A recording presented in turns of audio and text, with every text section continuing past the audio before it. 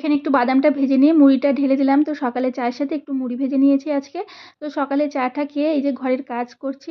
তো ঘরটার ঝাড়ু লাগিয়েছি, বেডশিট সব কিছু চেঞ্জ করলাম। এগুলো ধুতে হবে, আর যেগুলো ধুতে হবে না সেগুলো ভাঁজ করে রেখে দিলাম।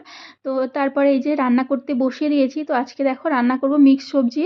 তো এখানে সব কিছু সবজি আছে, কুমড়ো, আলু, বেগুন, ডাঁটা, ফুলকপি, ঝিঙে, ঘরে যা যা সবজি ছিল সব কিছুই দিয়েছি। এখানে ধনের গুঁড়ো শেষ হয়ে গেছিলো, তো আমার হাজব্যান্ড আবার এই যে ধনের গুঁড়ো করে তারপরে রেখে দিল।